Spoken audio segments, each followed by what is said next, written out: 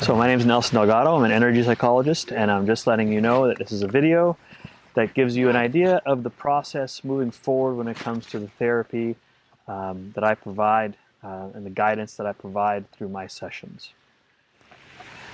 The person that I'll be doing a session with, his abbreviations or his initials are RG, and I'll be helping him today in just isolating something that, nothing major today, just more lines of just understanding the process.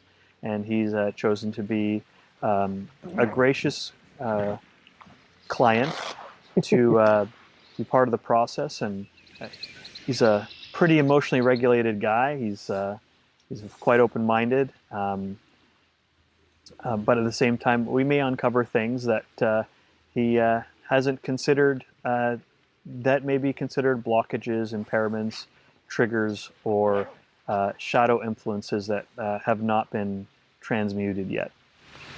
So, RG.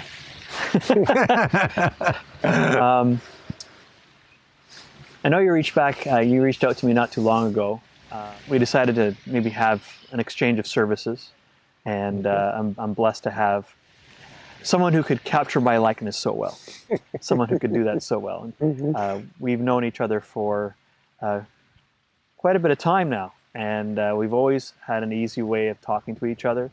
You've always felt safe talking with me and about anything. Yep. And I know that you've never felt judged by me when we've had those deep conversations. So, and when you reached out to me and you provided me some birth information, and I should probably take off my sunglasses now. So not too long ago, you reached out to me and I asked you for some information on your birth chart, and I was looking into my massive wheel of evolutionary change and how your chart correlates to that, and so on and so forth. And we could go through a number of things today. We could go through, like when we talked earlier, we talked about intuitional signals, and how sometimes we may ignore them by default just because we're deeply strongly encouraged to use logic and reasoning for everything. But there are times in our lives we can't explain that we knew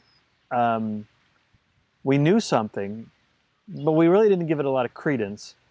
And we leaned on our logic and reasoning more, and as a result, we missed something that was critical. And you mentioned an experience of that not too long ago when you fell ill, but you also encountered a plant that would have provided essences that would have helped with your condition.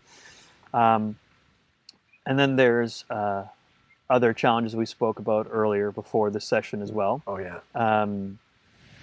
Well, we don't necessarily have to say OCD, but we can talk about elements of that, and maybe you've experienced a little bit of that in your life with your own parents. Fragments of it in my life and parents' life too, yeah. So, when we talk about charts, and I know a lot of people talk about charts, and sometimes it can be a dirty word for some people. What is that chart, and what we're reading? Is it numerology? Yeah, numerology, astrology. Yeah, there's astrology, because a lot of people will follow the Chinese New Year, and I'm a dragon year. Mine's a horse. Is it? Okay, yeah. Because dragons and dogs don't get along. It's technically supposed to be my kind of year. Yeah. We have this whole we call fire horse. Yes, trending, this is going to be the best year label for the energy of the year. Exactly. And that was mainly to do with when they called it fire horse. Horses are generally very emotionally intelligent animals. You absolutely are. And fire is an element of spirit. Yep. So it starts stuff, right? It ignites. Yes, it can burn if not properly handled. Yep. Like hatred and rage and prejudice that's happening in the world today. But fire can, when it's tempered and used with warmth and comfort, can bring people together for a healthy meal, right? Yeah. To bake and break bread with, and to also allow someone's warmth warming, celestial warmth. I guess it's tied in with my Yeah. service to celestial and services, and that is to find that like that nice, true self warmth that can come through when we are expressing ourselves, because when we try to force an expression, and I apologize for the birds I love because them. they love to sing, and so we might be hearing them in the background. We love their songs. Isn't this an audio track of birds? Well, we might leave it to the end as part of the meditation practice. Yeah, this is a good thing, right? Oh, because yeah. they're certainly expressing themselves today. Yeah, yeah. They're celebrating spring. See? So, and this year is all about expressing your true, authentic self. Yeah, And I believe so too. Yeah. And that's what this fire horse energy is about. It's about bringing a sense of you're not getting stubborn about things, because horses can get stubborn about things. Yep. But essentially to be able to find your emotional regulated state, be able to express yourself, and if you want to ride the horse, you have to make sure you know how to also manage the emotions effectively. It's so easy to get triggered. It's so easy to, how do I say this, to be swept by the tsunami of the emotional wave. Yep. And then next thing you know, you could be drawn into the undercurrents and the undertow and feel like you can't get above water. Yeah. So it's important to manage the water element in that area too. But getting back to the process here, now, with RG's chart, we have undefined centers of the aura that are receptive, which are the crown, the throat, and the third eye. So this area here is a very receptive area in his field. So there are pressures on the crown, and those pressures are to think about things that don't matter, right? And I have the same challenge myself, because I have the same challenge where I could have 10,000 thoughts a day, but I really need to filter it down to the few that matter to focus on. Even though there's so many, you can get swept up in the winds of the mental field. Right. I call it squirrel syndrome. Squirrel. Squirrel syndrome. Squirrel. Well, we might see some squirrels too. So, and then the third eye, when it's undefined, it can be pressured by thoughts, logic, reasoning that is strongly encouraged to focus on from our parents and our upbringing, and how we should, even in our schooling, where we should be focusing on the facts and history and mathematics and arithmetic and sciences and so on and so forth.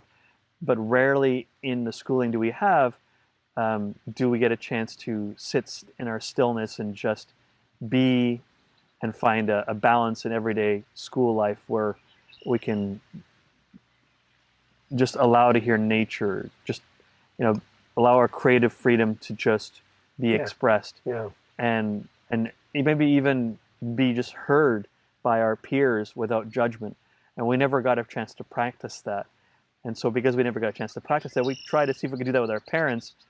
And our parents didn't have the education or the mentorship of others to help us navigate our emotions when we were younger either. Even the internet is so opened up that you can find so much information and misinformation. Yeah. I mean, they just read books. Yeah. And they went by those books. This is what you need to follow. Yeah. Good housekeeping was part of it. And whether it was a book you found in the library or the book you found at church. Yes. Right. So if you ever did go to church, like you'd be told to ingrain the scriptures of the Bible into your head. Yep. But the challenge with the scriptures were that there was never any meditative practice where one would just be receptive to the wisdom within such a book. Speaking of church, I'll tell you a story. As a kid, grew up Roman Catholic. As a kid, I would have to sit at the back of the church because I could feel the energy in the church, knowing that now. But when I stood up, sat down, kneeled, all that, I would faint every time. Wow. And I couldn't understand why till later on. When I got married, we got married in a Roman Catholic church. My wife says, listen, am I going to have to hold you up? Oh, no, I'll be fine. I'm feeling stuff within the church that I don't understand at the time. And don't go back to church now, but I understand what's going on around me now. But it's a strange thing, these little things that happen as a kid, and you go, why is that happening? Because I'm very sensitive to these things, these energies around me. And it's like, well, When the church was full, or when the church was even empty too? not as much when not as much when it was empty. Okay. Okay. So essentially, you can safely say that Yep. there was a lot of, what's the word, mental input from the many spheres of consciousness within the religious facility. Yes. And as a result, it can feel overwhelming. Right, and it was a silent fainting, because what happened was, if you've ever seen the movie Scanners, okay, it talked about two human beings that were given a drug by their parents who were doctors, and that would make them superhuman. But the problem with the drug was they would have this internal rhetoric going on, and you could hear people's voices until they gave them another drug to stop it. But they have superhuman beings. So I look at it that way. I go, I'm being bombarded by a ton of other people's thoughts and anguish and dynamics in their family. Yeah. And I just couldn't handle it, and I never understood why. Yeah. You So see? there's a lot of input from the top end, and Yeah. it can be very overwhelming, almost like a top-heavy weight. Oh yeah. So Yeah, very much so. and that can get into a funnel part in your throat area, since it's also undefined. Yeah. And that means that there's this pressure to say what you need to say, but there's when you're younger, it's hard to explain it because you don't have all the vocabulary. No, Right? you don't. Right, to articulate yourself effectively, right? Yeah. And then even if you did, would you say that your parents would understand you? No, they never would. They would just be quiet. Yeah. Just be quiet for now. Just stop. So just hold it in. Yeah, hold it in, hold it in, hold it in. Yeah. Yeah. And as a result, what ends up happening is that you go through life thinking that you never feel safe in order to be able to convey how you're feeling, what's going on inside, because no one wants to know. Right, and they didn't know how to nurture that, because they could say, hey, listen, tell me more about your dream. Tell me more about what you're thinking. Oh, that's an interesting thought. Let me write that down. No, they would just go, oh, go back to your crazy, go in the corner. Just leave me alone right now. I'm busy. Yeah. Because they just didn't know how to navigate No, that. no. So you were kind of forced to just sort of deal with it internally. Yeah, keep him busy, because then if he keeps him busy, he won't have these crazy thoughts. Okay. So Very you were much. encouraged to be distracted from what's going on inside. Totally. Well, Yeah. a lot of us men have that Oh, yeah. inclination, because it's either you somatically experience that, or if it feels like it's too much, you just need to distract yourself and focus on something else so that you don't have to feel it anymore. Right. And the challenge all along was that it's too hard doing it alone. Yeah. Yeah. There's no grounding rod for you. No. And until you grow up and understand that what your thoughts are may or may not be yours, but you're following an intuition, and you start to hone yourself to understand that your thoughts, good or bad or indifferent, are your thoughts. Could be coming from outside, could be coming from a spirit guide, but you have to understand it as information. I had an experience, one of my first experience in Kitchener, I was living in Kitchener, driving a Pinto, 73 Pinto. And I didn't like it because I had to give up my new car to buy this car so that I could live in an apartment on my own. And I'm driving down Block Line Road, and I'm sitting there on the gas. Pintos didn't go very quickly. And in my head, it said, slow down. Slow down. There's a police officer ahead over the hill. So was it really a voice or more of like an impression? It was a voice. Okay. It was a voice. And I heard that loud and clear. Slow down. Slow down. There's a police officer ahead. And I go, why am I having such a stupid voice? Thinking, go over the hill. Police officer pulls me over. And he says, you're going 83 and a 50. And I said, I know you were there. Okay, here's your ticket and go on. And that was the first time I actually started listening to my voice and going, it's going to warn me, going to tell me, going to take heed and look at that and go, you do what you will with that, but I'm just giving you a... And for weeks I was shaking my head going, I can't believe I got that. I can't believe that something is speaking to me and telling me these things. So you start to push away from family and start to look at your own intuition and understand there's a reason for this intuition or this voice to tell you, you must go, you must do this, you got to do this. And then further on with that, I can tell you a story after this.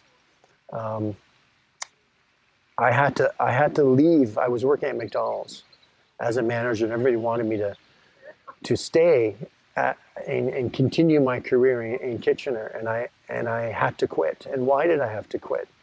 Not because of a voice. I started getting really bad back pains for no reason at all. I was young, I was vibrant, and I couldn't. I said, I have to leave. Where those back pains were?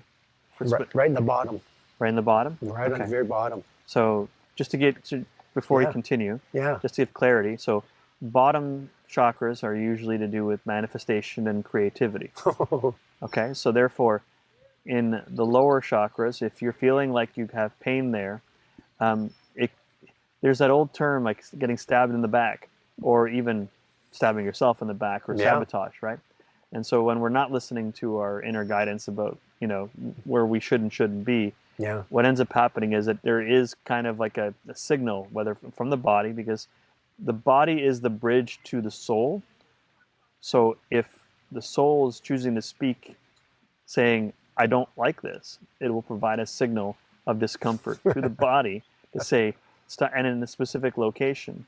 And when we deeply inquire and investigate, because it's funny, is that is your life's work, is to deeply inquire and investigate, right? What's going on internally inside you, you'll find out that there's some sort of pain because you won't receive from the rear part of the chakra what would be nourishing in your life to continue doing, and you won't get much out of it. It's not for you to be co-creating in this arena of service. Right. And therefore you will not, there won't be much manifestation going on. So you're not going to manifest what you need to thrive. Right. Right. Exactly. And when we don't heed that information, we're essentially denying signals from ourselves. Yeah. And then what happens is the longer we deny it, we start realizing that we're sad. Yeah, there's something missing. Yeah, void of any nourishment, real true nourishment. Right. Yes, you could have a free snack wherever you're working. Yeah. Right? Yeah. It's probably not very good for you anyway, if it's highly processed. Yeah, right? true. So in the end, if the environment isn't nourishing and the food isn't nourishing, then the signals are, you need to find where you can feel creatively secure and safe. Yep. And it's strange because you'll have outside interference and you'll still go, oh, I don't know what I should do. But the pull was so strong, Nelson, that everybody said, you have a great career here. Why would you do this? You have a new car. You have everything that you want. You're living at home. Yeah, okay. You'll be out on your own eventually. And I just said, I quit. I have to quit. And they said, what's going on? I lost the girlfriend, lost the job. My mother said, you can't live here anymore. I have to move out. Yeah. So I move out. I didn't want the apartment. Then they said, you have the apartment, but I don't want that one. It's not a very good one. It's just a transitional phase. Yeah. And then I wanted to get a job, so I get a job. I was looking Kitchener, trying to find, I couldn't. Looked in a newspaper, and there was a company called Red Carpet Food Services. And I went, oh, it's food service related, I could do that. So I did the interview, and it was down the street. Did the interview and said, listen, unfortunately, we can't use you here in Kitchener, but we have commissaries and stuff in Toronto. Be willing to come to Toronto. I said, if you give me a company car, I will. And they did. And when I did that... How did you feel about the opportunity and the discussion and the result of the end of that conversation? Really good. I went, there's a new change coming, and I'm going to embrace it. So did you feel excited? Absolutely. Absolutely excited. And you felt safe? I felt safe, excited, and I go, okay, you could look at me now. My intuition is correct, and this is what's happening. And it's changing. Things are changing right before me. And see, I told you so. So the I told you so came from deep within. Deep within. To tell your brain, please trust. Yes, and then it was like, I told you everything's going to work out. It's all good. So through all the deep inquiry of doing your research on said company. Yes. You did, because there were doubts, whether or not you were going to get it. Yeah. Went, oh. But through the deep inquiry, you found the truth that you were the right fit. Yes. For a nourishing work experience. Yeah. Yeah. And I had to go to cafeterias in Toronto, drive everywhere. I go, oh my God, there's a lot of driving. I don't care. They give me a company car. Yeah. Not only that, but you got a chance to meet a lot of different people. That's right. And that's what you like. You like working with people. Yep. Yep. Absolutely. And at the end of everything that you've done, not at the end of everything that but during that work, did you feel like, was there any fear of making mistakes? There's lots of fear. Am I going to be good enough, smart enough? Yeah. Do I have them fooled? Am I not smart enough? Yeah. So do you feel like sometimes you have to feel like you got to put on a good show of competency? Not anymore. Not anymore. But you did before. I did before. Okay. Yeah, yeah. And I was like, okay, I'm fooling them. I got the job. Yeah. And then you kind of go, okay, I'm going to do the best I can to my knowledge. Mm-hmm. And I did. I did the best I could with my knowledge. So was the work experiencing nourishing to you? It was, at the time, it was a means to get away. And it was also a transitional phase for me in order to find something else out here. And I was driving from Markham to Kitchener every day, back and forth. That's when traffic wasn't so bad. Yeah. So then you go, okay, if I get fired from this job, I'll be okay. I can still be in Kitchener, but I had a feeling that I would meet someone and everything will be fine. Yeah. Okay. And then that'll be the next stage of my life. And sure enough, it happened. Yeah. And because I worked as a photographer in Kitchener, I was working for a photographer for free for 2 years. I thought, okay, I'll do weddings for him. You're going to work for me for free for 2 years. If you really want it that badly, you will. I went, okay, I will. Really? So he said that, so was it more of like a mentorship program? Yeah, almost. Yeah. Almost like that. Yeah. He said, until you're good enough, I'm not going to hire you. You're going to come out and assist me for 2 years. If you want it badly enough, you will. And while my friends were going to Grand Bend to the beach, I'm working on the weekends doing weddings. So it's a weekends only, 2 years? Yeah, yeah. Okay. And then I would come in during the week if I was off, help them around the studio, that kind of thing. Okay. And I thought, okay, this is cool. Yeah. So I thought, well, I could branch myself out anywhere. All I thought was weddings. I could do weddings. I could do this. But there was a fear factor of doing weddings too, because I was very introverted and I wasn't trusting of myself that I could do a whole wedding and not mess up on film. On film, not digital. Yeah. So he trained you enough that you knew exactly what to do. You knew you had to do a specific amount of rolls of film. How was he as a mentor for you? Good mentor. Yeah, very good mentor. Later on, he wanted me to buy his business, and I said, I'm in Toronto now. I can't. I wouldn't go back to Kitchener. But my very first wedding, it was I did what I needed to do, but no more. But I went through a flop sweat. I went through a nervous and trying to get them to feel comfortable. Very difficult because your own personality starts to come out, and then you realize you are affecting them in their wedding day. If you're a schmuck, you're gonna mess it up. Yeah, yeah. So, the reason why I'm going around with this is because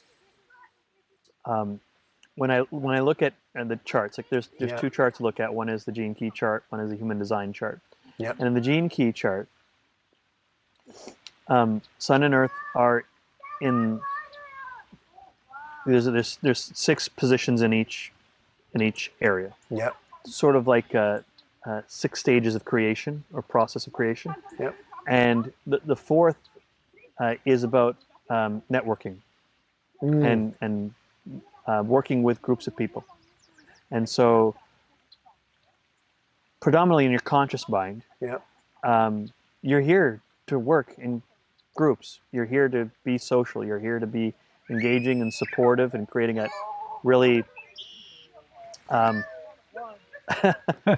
that really, how do you call it, healthy group dynamic.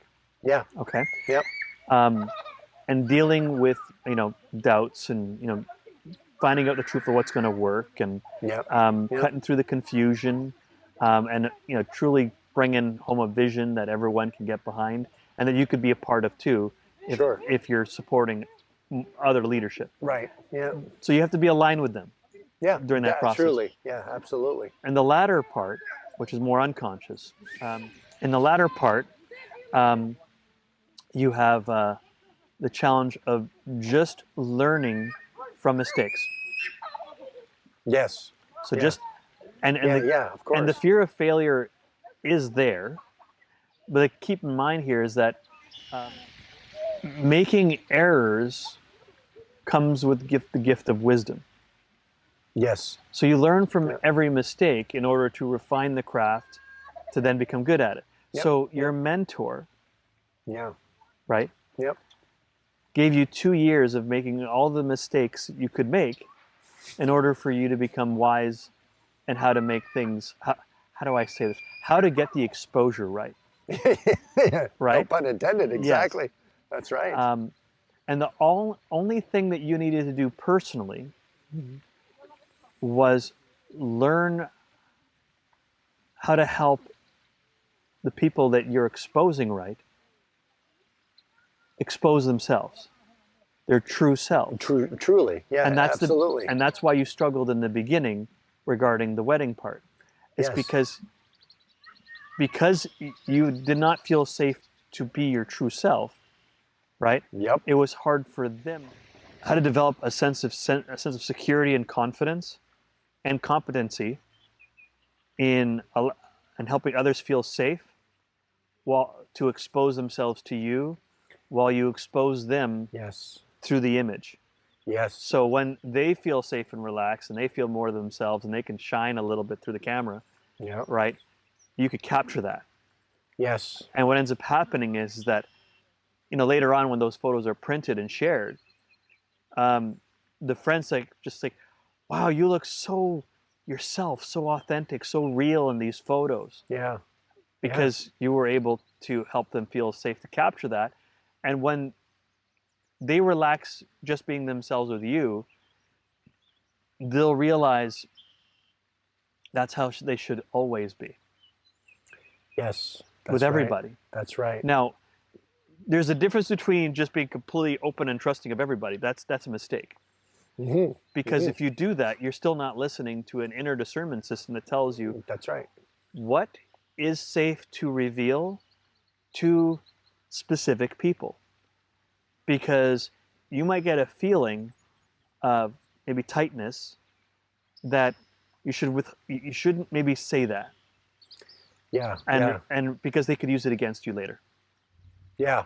That's because right. Yep. it's unsure whether the internal psychological variables are ripe to share such information and trust them with that information. Right. Yep. Yep. Yeah. You're right, because they can use that against you, but then you have a small part of that wall that goes up again, because you're kind of peeking over and going, oh. But here's the thing: are we building an armor, or are we choosing to filter what's given, so that we minimize any potential, what's the word for it? Coercion from others. Yeah, it's a coercion. Yeah, that's right. Yeah. And that can stem back from your childhood, meaning somebody's tried to manipulate me in the past. So I'm starting to recognize that as part of it and go, don't want to go there. Yeah. But I still have a job to do and photograph in them. Yeah. And you start to pick up the dynamics of what's going on between the couple or the family or something like that. You do this because I'm hiring you to do this. Is there any time where you felt like your signals in your when you were young, when you in your personal family dynamic, where there was stuff that you were sharing because you were with your parents, like you should feel safe to share these things, and then you were met with like a shutdown sort of approach, and it caused you to doubt whether this listening of this gift, this voice within you, should stop? Yeah, there was a number of times, because my dad left when we were very young, and it was just my mother. But it was my older brother that had a tendency to do that quite often. Well, you'll never finish reading that book. Oh, you're stupid. You're the young one. So there's doubt. Yeah, lots of doubt. And him and his friends would make fun of me, and like, oh, you're not gonna never amount to anything. And they would say that kind of stuff. And I remember my brother making out a check to me for $1 million, and he says, "Here, you can have this check." And he goes, "But you're gonna have I'm not giving this to you. I'm gonna make the $1 million. Give it back to me because I know you're gonna cash it." I go, what was that all about? So was this later on in life or early in life? Early in life. Okay. What would you say, like adolescent or teenage years? That was teenage years. Okay. Teenage years. So you question everything you did, especially for the fact that we lived in a small townhouse, and he lived in the same room as I did. He was on the top bunk, I was on the bottom bunk. So you were always beneath him in his eyes. It's yes. Poetic. Yeah, truly, right, yeah. So, yeah, so growing up, did you feel like, how do I say this? So would you say that was a form of psychological oppression? Yes, there was. Plus the fact that my dad was gone. If my mom was out cleaning houses or babysitting somewhere, he would be taking over, and he would smack me around, my older brother. And the one time, I mean, I don't know if you remember those string licorices that we used to have. Sort of. Red long string licorices. You go to the corner store and you pick them up. And he would pick up those licorices, and he would get angry with me, and he'd whip them with me. And I told my mother, and she says, "You probably deserved it."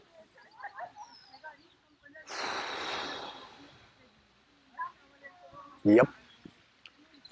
And is that something that you've already talked about with others?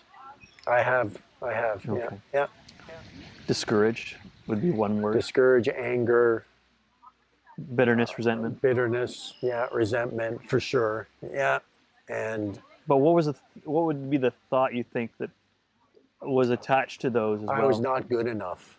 The fear of, okay, so it was inadequacy. Yeah. Okay. I was never going to be the same as Herb.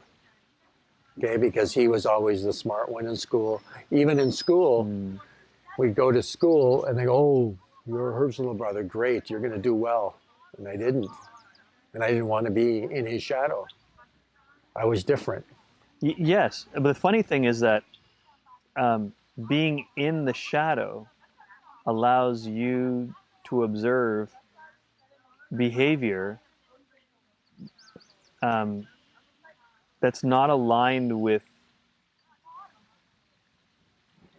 how do I say this? I don't want to sound religious or anything, but you know, Yeah. how it is in heaven. It's not a. Yeah. There's a disconnect, Yeah, there is. and as Yeah. a result, you knew that if you tried to do that, you'd feel sick. Yes, I wanted absolutely everything opposite to what he was about. Mm-hmm. He loved business in high school. I'm not taking that course. Yeah. I'm going to take mechanics. I'm going to take all of the things that I like to fiddle with. Mm-hmm. I'm not going to do any of that. Okay. The only thing that he told me to take and I took, he goes, "You'll need that in the future," is typing class. Yeah. Yes. Yeah, it was the best thing I ever did. So But for you, when you look back, like there are different forms of intelligence. So you have yep, spiritual intelligence, which is about knowing what to become passionate about creating. yep, Emotional intelligence is about how one is motivated to create. What energy is driving the momentum, or at least sparking the engine, yep, right? yep, And so uh, you knew the benefits of emotional intelligence because either someone ruminates too much in their despair and their shame and their guilt or whatever the case may be, yep, or ruminates in their anger, right, becoming hateful um, and worse, yep. right, Oh violent, yeah. right, Yep, yep, or paranoid, right, yep. if too much fear is involved. So you knew that there was an importance. Just a 60-second shameless plug in this video. If you like the way this is going in the video regarding the session that I'm having with RG, feel free to reach out and schedule a 30-minute self-emergence call. There we can identify how your aura works, how your field of consciousness functions. We'll find out your key shadow themes to your life and what you're being tested, what you're going to learn from in terms of this life. You're going to find out what the repressive and reactive natures that you're challenged by. You're going to find out the dilemmas, the choices you can make in this life. And in that 30-minute self-emergence call, you'll learn more about how to understand the intuitive signals that will guide you in the right direction. If this is something that you're interested in, feel free to schedule that 30-minute self-emergence call with me. And the information is provided in the description below. And you can also find me at celestialwarmth.com or on Google Maps, Celestial Warmth. And you can reach out to me and schedule that time that's most convenient for you. And I will reply as quickly as possible. Now back to the video. To stay and understand how the emotions felt and how they could orient you. Like you knew where to orient from after experiencing the emotions most of the time, right? If you were angry, you didn't always beat somebody up, Right. right? Yep. If you were sad, you would share, but you wouldn't want to bring other people down with you for longer than is necessary, Yeah. right? No. You would want them to, maybe give you some ideas of, what would help you feel better to do instead of staying in that state. Yep. Yep. And you would appreciate friends like that. Yep. Yep. So there was a value of intelligence that wasn't recognized by your mother and your brother. Mm-hmm. They didn't realize the value, and in the end, I don't know, and you can enlighten me, is your mom still around? Yeah. Yeah. And what their health is like. Yeah. And her health is quite good. Health is quite good. Yeah. And quite your good. brother? Not so good. And Here and there, from what I hear, because I don't speak to him. Yeah. But he's got issues, stomach issues. Stomach issues? Yeah, lots of stomach issues. Well, stomach issues, solar plexus region, Yep. is the seat of the soul. Yeah. So if the soul is unsettled with what's going on, you won't feel right there. Yep. And if you sabotage yourself, there could be back pains. Sure. Um, Sure. So, but that's the part where there's integrity, Yep. or there isn't integrity, or an insufficient amount of integrity that's being practiced. Yep. So if he goes into lines of work where he's allowed to practice whatever he's doing without integrity. Yeah, and he went into financial wealth management and did really well. I'm sure he made a lot of money. Yep, lots and lots and lots. And maybe some of those areas where some people lost some money, like in 2008. Sure, exactly that. Yeah. But he was okay because that's right. That's right. Yeah, because he was probably diversified. Yeah, truly was. Yep. So yep. Yeah, he knew all that stuff, and I didn't. Well, always wanted to learn it, but not on his terms. But capitalism in itself there's two different types of capitalism. There's crony capitalism. Yep. Right, which is what we have mostly in the world running right now. Yeah. Okay, and then there's capitalism where there's constant progress. Yes. Because capital, once it's matured in certain projects, can be redeployed towards other projects. Yep. Yep. To help keep pushing humanity forward to become more and more evolved. That's right. So the quality of life improves for everybody. Yep. Yep. So, so maybe he chose a crony capitalism. Yeah. Yeah. And that's probably what's causing his issues. Yeah, and I'm sure he's done some stuff in the past that nobody will ever know. Yeah. Okay. So now when you look back, is there anything that you feel that you may be holding on to that hasn't been processed in association with, what we've talked about today? Do you feel like there's something that's still left unchecked? Not really. Okay. No, because I've kind of talked about it for a long time. I've processed it on my own.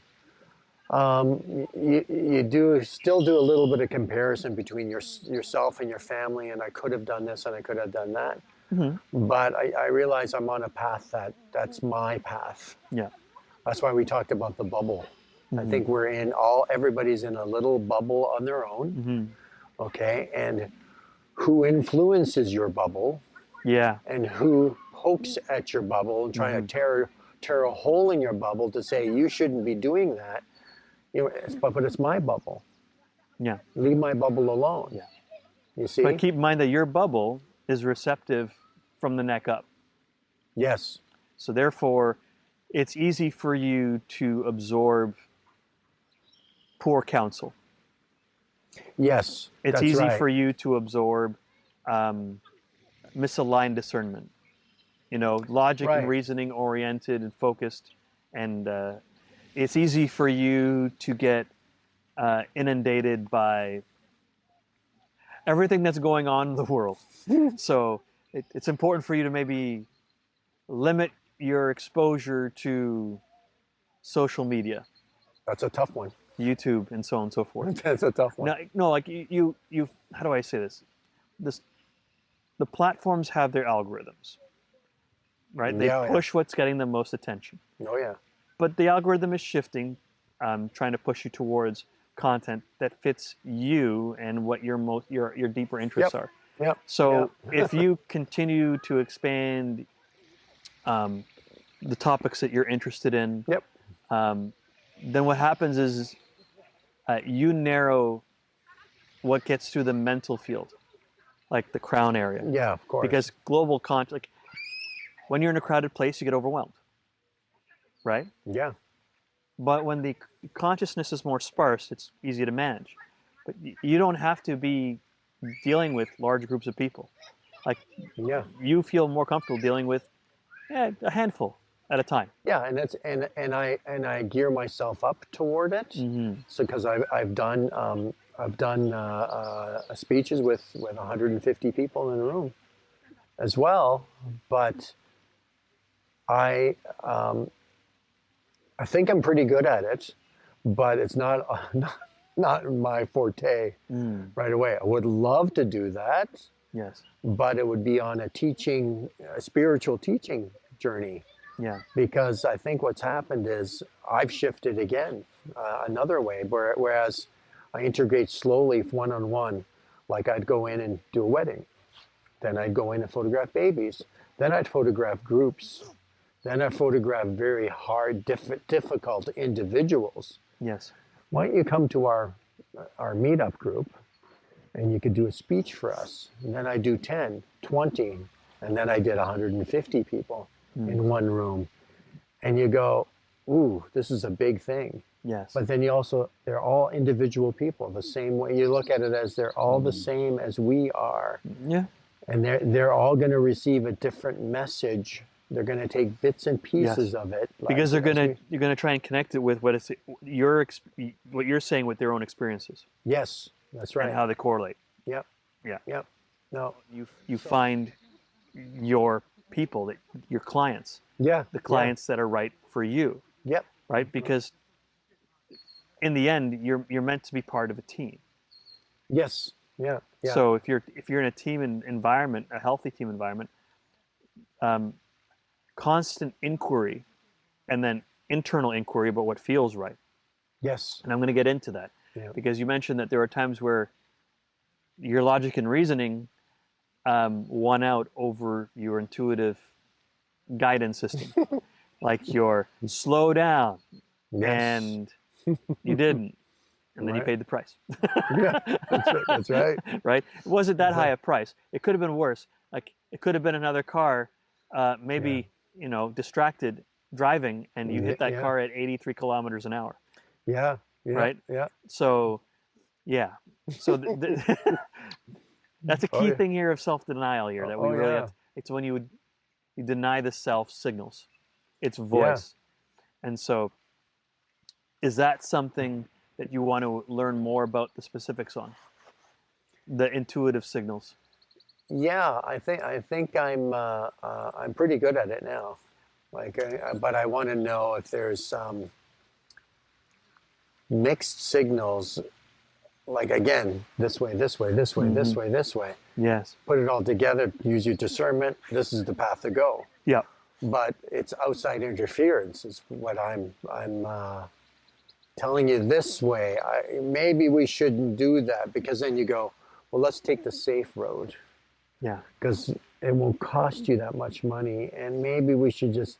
And I don't like to always, as much as my life is, it's safe. Yeah. But it's not risky, calculated risk. Yeah. You see, where you kind of take the chance and you move this way rather than this way, and it benefits. It's almost like I'm searching for my original, hey, I'm quitting my job and I'm moving on. But of course, I have to think of my wife. Yeah. I have to think of my family and all of those things that pull you down. Yeah, because we're sharing responsibility of making sure that we have the resources we need to cover the necessities. Yes. Like shelter, clothing, food. Yes. Like you got to have those things covered. All of those things. You got to go. Oh. The inner authority component, where you want to learn more about what's going on there internally, about the signals and how to read them and how to navigate them. Yep. Because there are two placements, one where your Mercury and your Mars is. They're not very far apart in terms of their position. Okay. And that's in the Pisces area too. This is not associated with your life's work. Okay. Since Mercury is about communication and Mars is about what drives your emotions, your action to do, right? Right. Yes. Fight or flight. Yeah. No, more like passion too. Passion too. Okay. Like what is the energy motivating you to create? Okay. So when it comes to the emotional part, the key thing here is spending enough time just feeling the emotions. Yeah. Yeah. Because you were told to just pipe down, shove it down, so on and so forth. And in the end, you build a dam and then eventually you're going to crack because the Yep. pressure's too great. Yep. So you Yep. found your Yep. resources, Yep. right, to allow you to relieve the pressure of the dam. But at the same time, maybe you've through doing that, it's easier to go into the depths of the water of the dam Okay. to find clarity. Because when you're in a volatile family environment, especially with your brother, picking Yep. on you and so on and so Yep. forth, right? The undercurrents or the depths of that ocean go up, and what ends up happening is all the sediment creates murky water, and it's hard for you to see what you're being tested and what you're being challenged to learn. Right. Yep. Because you in that placement in Mars, in gene key or gate 37.6, when I see point 1 to 6, 6 is about learning. It's about learning Okay. how to manage your emotions, self-regulate, learning how to interpret what they're trying to tell you to do. But at the same time, your emotions are still messengers. They're Yep. not your true self, Yeah. Yeah. right? They're they're motivational forces, and then the self will tell you what to do with them. Right. And Yep. that's why you have to sit long enough with them to understand and then know what to do about it, right? The other one is about communication, and in this area it's at point 3, and that specific archetypal expression is the martyr. Now, the martyr, I don't mean Jesus Christ, carry your cross, just deal with it, right? Right? Just take your lashings and keep moving, right? No, it's not what it's about. The dark part of the martyr is that you overgive in order to be recognized for all your hard work and be appreciated for who you are. Yeah. True. And so on Very and so true. forth. Yep. So, and then the light part of the martyr is that you choose to devote yourself, to commit yourself, because the action for you is self-nourishing. You don't need their thank you. Right. So true. You do it because you love it. Yep. Yep. And you could wake up every day doing it. So the Mars component is in the learning. So always appreciating, feeling the emotion, having it say what it needs to say, and then teaching people how to do the same. Yeah. Yep. But how do you communicate that? Well, you just gotta say what you gotta say. Yep. Whether Yep. people like it or not. Yeah. Right? Yeah. It's about speaking truth, about how you feel. Yep. Yep. And the key thing here about 37 is that the grace it has to offer is tenderness. Okay. But the shadow itself is weakness. Okay. Yeah.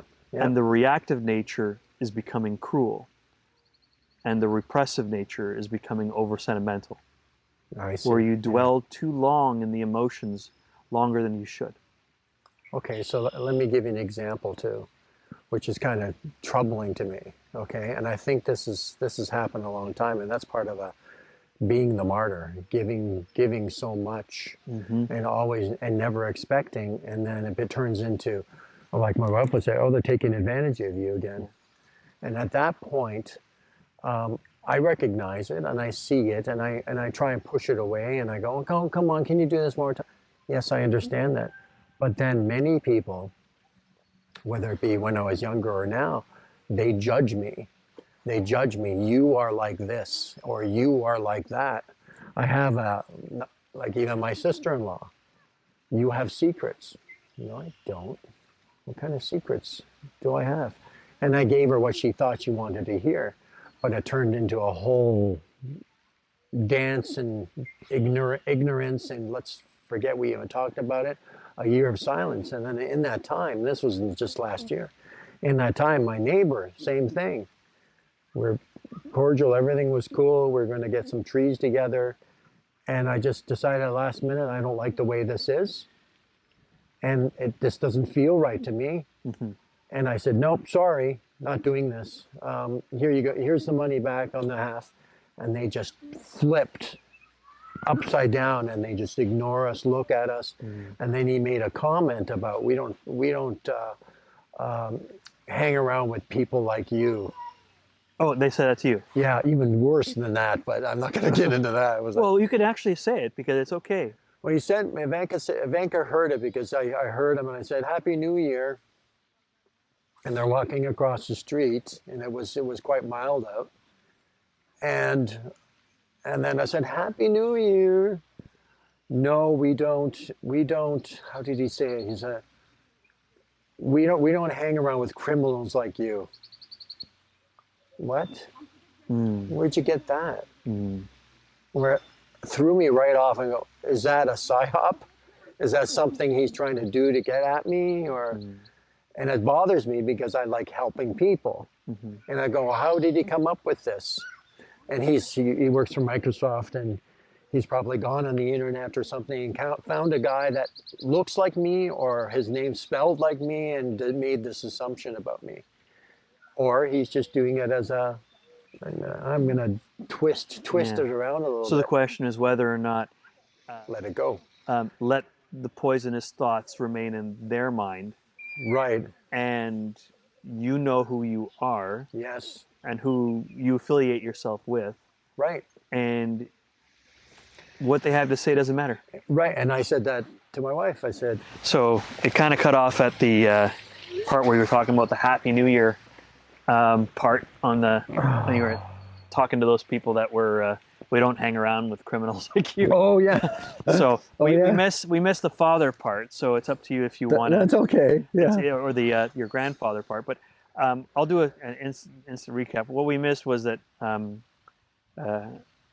RG mentioned that he had a wonderful grandfather as a mentor and provider, and because he made such a lasting impression on him,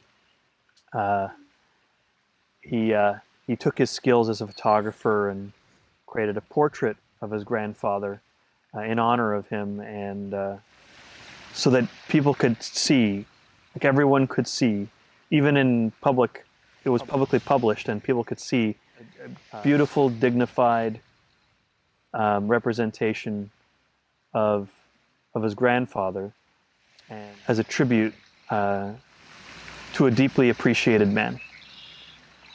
And getting back to your grandfather, what were the qualities that he brought to your life that you hold dear to you, that you appreciated most?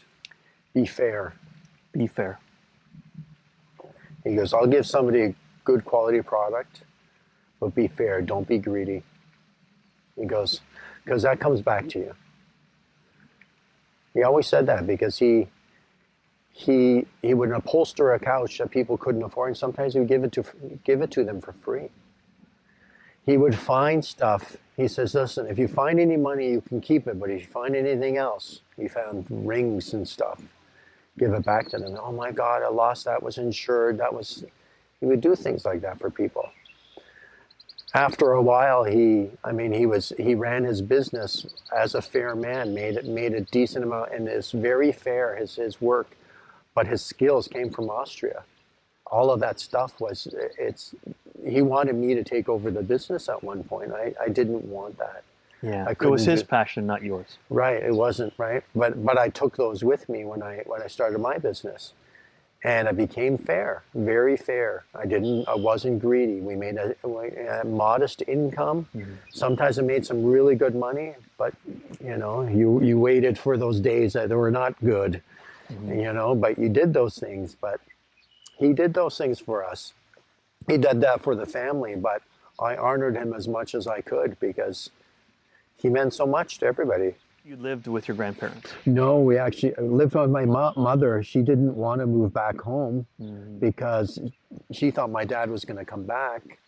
And she waited for him, but he didn't come back. And then in '73, she had another person move in, and then he became the surrogate dad, I guess. But his was more verbal abuse and physical abuse. Oh my. Yeah. So. And this was more in your adolescent, teenage years? That was 1973. I was 9 years old. So your adolescent years. Okay. Yeah, yeah. So you did experience cruelty. Um, okay. So Yep. that makes a lot of sense because when the Mars element in your chart, and that's the ego fear of self-guidance. And when someone Yeah. is physically abusive, they can become very self-obsessed, Yeah. Yeah. Oh and yeah. as a result, you would have been exposed to narcissism Oh, truly. Yeah. Yeah. Yeah. I never thought because of it like that he before. didn't really want to grow up. He was just a bullied child and a man. Yeah. Yeah. Yeah. Didn't want to take accountability for his actions, No. No. Absolutely. and so there was self-denying there too, where maybe even in the family, because even though he provided for the family, uh, others denied their self-guidance to choose to go, to, to, Yeah. to, to stop and maybe even have that person leave. Yeah. And so having that um, mixed with the shadow of weakness and experiencing the weakness in another person Yeah. and the cruelty and basically just it's not a very pleasant place to live. No, as a kid, No, not very safe. You don't probably, know which way to turn. and makes you it actually inclines you to be more of a people pleaser that's fear based Yes. because Yeah. you might tend to walk on eggshells Yeah. in your own home because you had to make sure everything was done right Oh yeah. Yeah. because Yeah. otherwise if it wasn't, heavy criticism and possibly worse. Oh yeah. See, and I understand my older brother and why he went through that because he's took the brunt of what my dad was, that very militant German. You got to be this way, not that way. Well, this is Polish the your shoes. before he left and or the stepdad. Before he left, and then so he took over and became that militant brother to Mm, me. Okay, and then the stepdad was verbal abuse and alcoholism. I see. Of course, you see. So then that became until I started getting bigger and he couldn't speak to me that way anymore. Yeah, yeah. You see, but Well, eventually, the repressive nature of self-denying and over sentimental, it builds up enough where there's enough emotion where you need to channel it somewhere constructively, yeah. or um, you can retaliate destructively. Oh yeah. Well, Right? I was like that at one point. Kind of just wrecked everything, smashed things around in the room. I Hmm. was like that for a little while. Yeah. So this is not getting anywhere. No, because it could turn into not destroying things, but hurting people. Yeah, of course. And I think about stuff like this because my brother was becoming violent. And I remember saying this to my wife. I said, "What did he do to the cat? He cut the whiskers off the cat." Yeah. And I go, "Why would you do that?" He wanted to see what and I'm thinking, he did cruel things like that. And I'm sure a lot of stuff. Oh, the cat when I was younger, Our or cat, yeah, when we were younger, mm, purposely cut Thumper, I think her name was, and cut her whiskers off. And that's what they feel with the world, right? mm. And going, why are you doing that? That's not Huh. nice. Well, in a way, it's the lesser of another evil, which is to have kids, you know, choose to keep upping the game on that Yeah, to the point where they can become scary. yeah. So he may be cruel still, correct? But he's not scary. No, no, no, no. I've learned that he's, I'm not afraid of him. I'm not in envy of him at all. I look at it as that's your path. This is what you've done. Um, he they he was divorced. He got divorced, and they were trying for kids for years. Never had a kid, but they had to adopt, Hmm. and then they eventually adopted. And then during that time, they split. I see. They split. So yeah, yeah. So and then he remarried again. So from what I hear, everything is good with them. Yeah. But he has medical issues, stomach issues, Yeah. and so does she. So there's certain things he can't eat or cannot eat.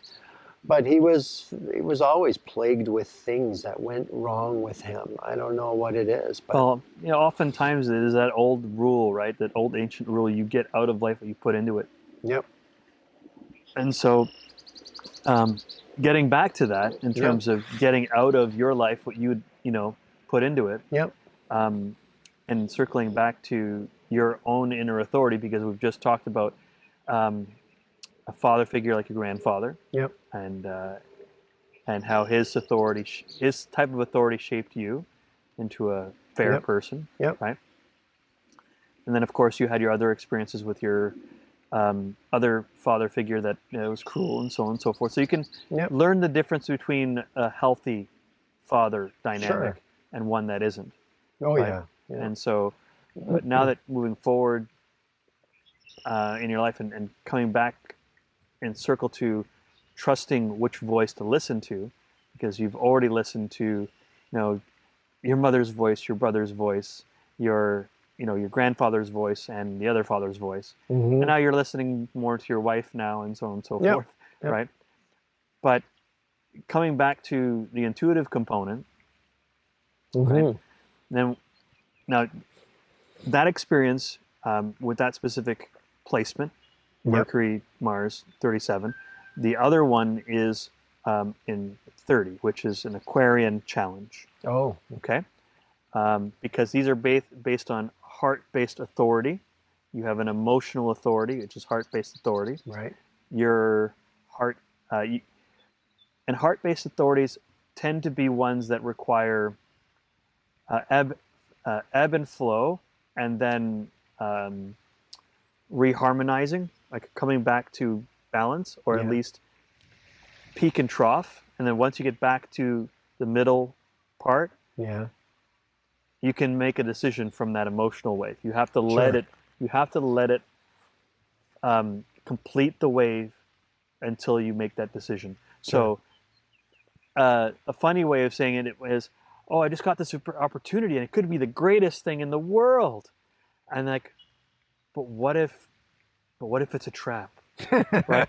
What if it's too good to be true, right? That's what Yes. your doubt is supposed to trigger you into, inquiry. Sure. So once you have that, Yeah. and you go into deep inquiry, you'll find that you'll then start to get to a equilibrium point where you're not too high on the decision, you're not too low on the decision. You've done enough investigation Yep. and inquiry to see if the truth feels right Yep. about making that decision. That's right. Yep. Yep. So in that, the challenge on 30, uh, 30 challenges you with this intensity. Yeah. Okay, so you can have an intensity.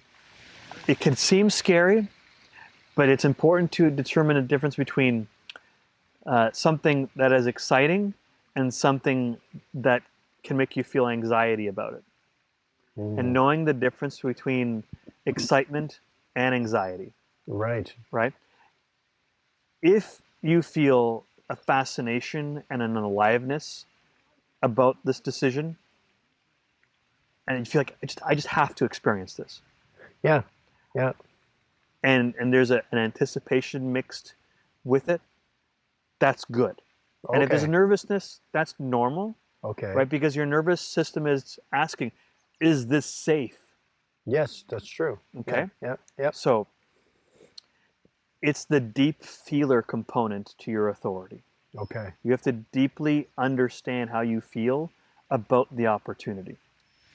And someone with this challenge might say this scares me and it excites me at the same time, Yes. but I feel more alive thinking about it. Yes. I've had Okay? that many times. Yep. Or even if this ends badly, I still deeply want to experience this. Yes. Right. Right. Exactly. Okay? So the key marker is to help you feel if there's an emotional intelligence or emotional intensity that feels expansive. Yes. Okay? Not heavy or trapping. Right. There's a difference. Um, and you you might need to get a sense of surrendering to the experience, willingness to feel it in deeply, and emotional curiosity about it. Yep. Okay? So, and if you get an emotional yeses, you might feel like a deeply warm sensation, a magnetic pulling toward it. Yep. And it might even feel like it's consuming you. Yeah, because I'm thinking about it all the time. Right. But it does feel vivid when you're going through the process. Yep. Okay? Yep. All right. It's important to make sure you don't get too obsessed about it.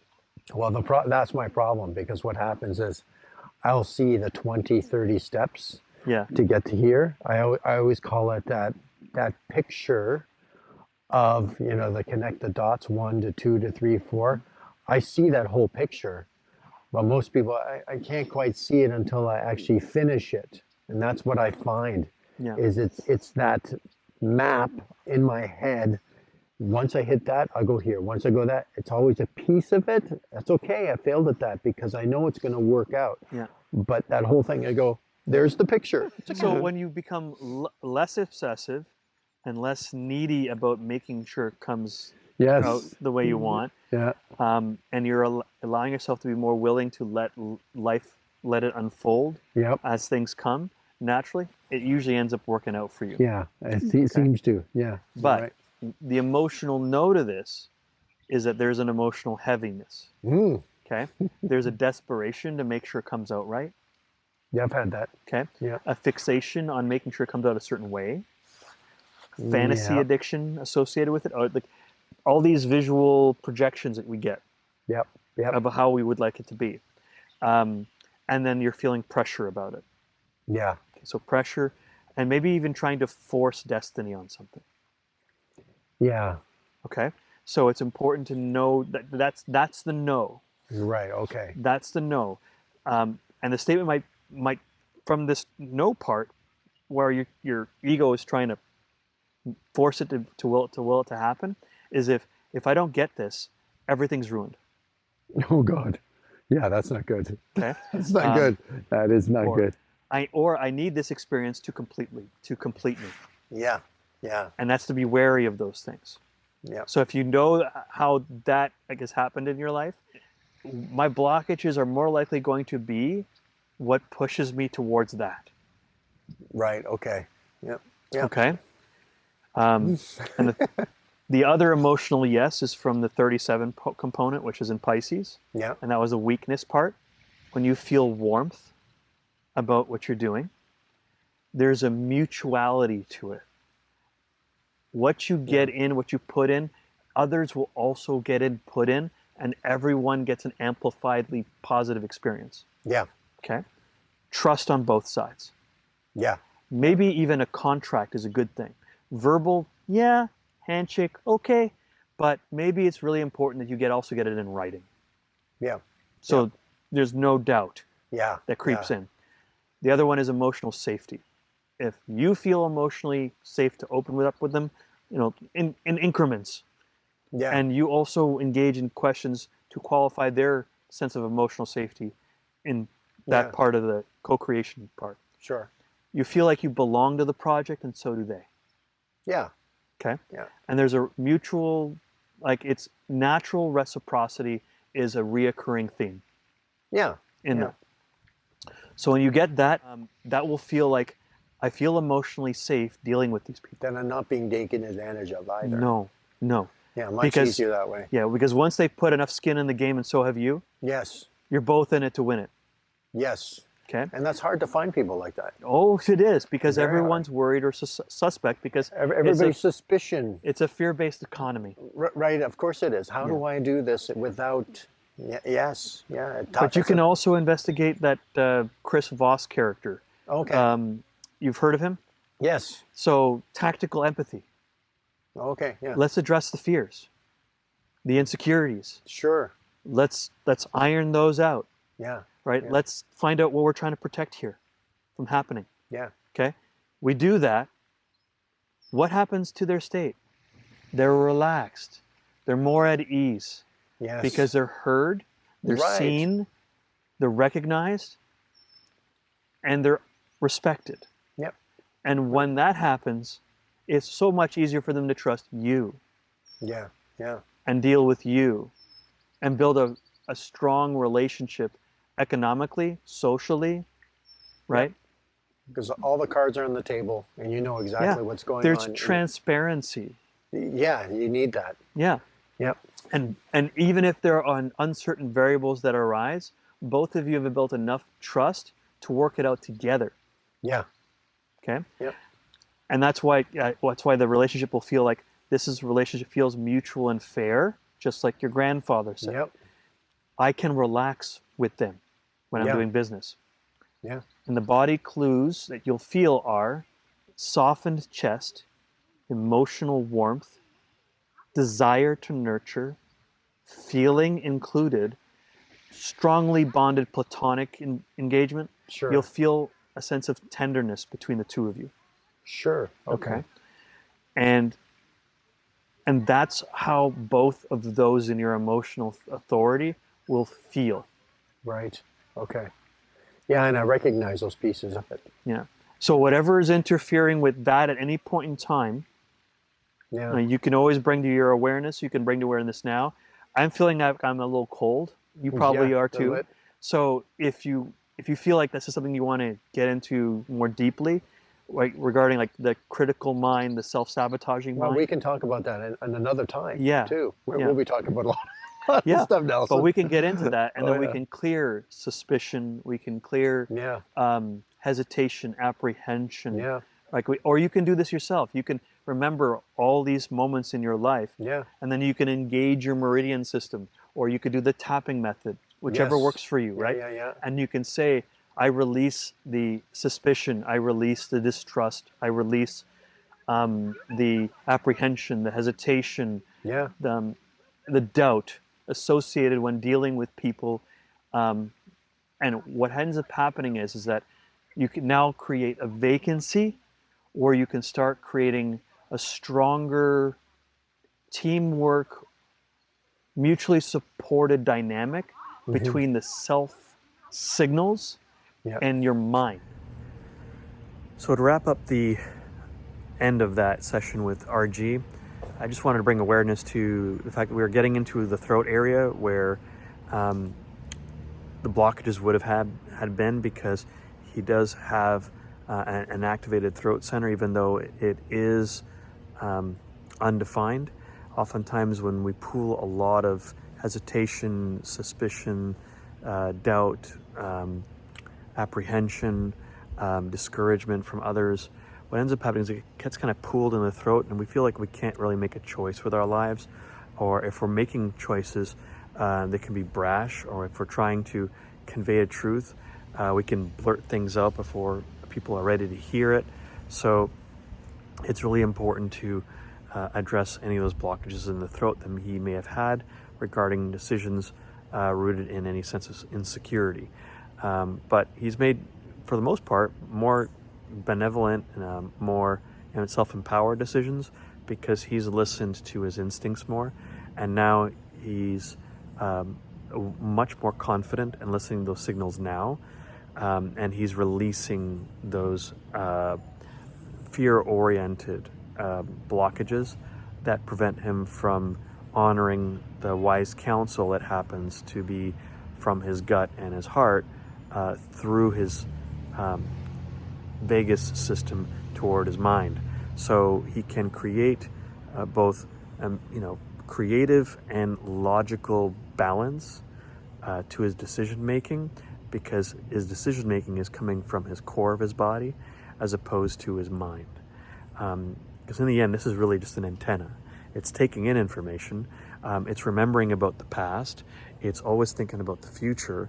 But the key thing here is to also focus on the present, getting into the center of the mind or the mental space.